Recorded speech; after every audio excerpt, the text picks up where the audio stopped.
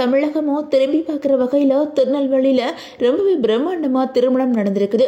யாரோட திருமணம் அப்படின்னு பார்த்தோம்னா, திருநெல்வேலியில் மிக பிரபலமான தொழிலதிபர் RS முருகன் அவங்களோட மகனுக்கு தான் இவ்வளவு கோலாகலமாக திருமணம் முடிஞ்சிருக்குது.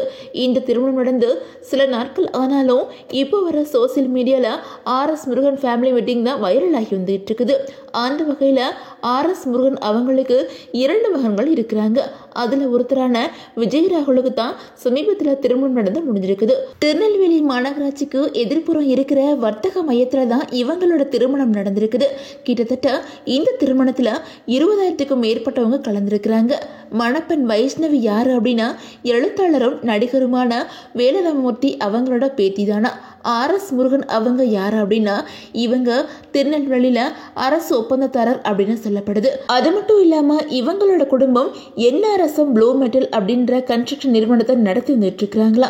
இவங்களோட குடும்பத்தை திருநெல்வேலியில தெரியாதவங்க யாருமே இருக்க முடியாதா.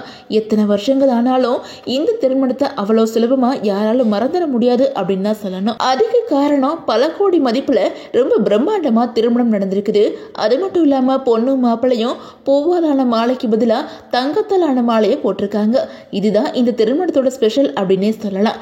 அது மட்டும் இல்லாம கல்யாண பொண்ணு கட்டியிருக்கிற சேலையோட மதிப்பு 8 லட்சம் அப்படின்னு, பிளவுஸோட மதிப்பு சுமார் 3 லட்சம் அப்படின்னு சொல்லப்படுது.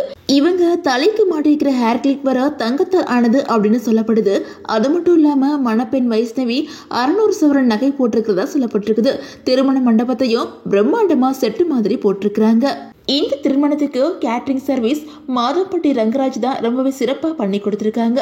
இன்னொரு பக்கம் இசை நிகழ்ச்சி நடந்திருக்குது. இதில் SP சரண், சைந்தவி, சூப்பர் சிங்கர் மூலமாக பிரபலமானவங்க இவங்க எல்லாரும் பாடியிருக்கிறாங்க. பல அரசியல் பிரபலங்களும் திரைப்பிரபலங்களும் கலந்துக்கிட்டு மணமக்களை வாழ்த்தியிருக்காங்க.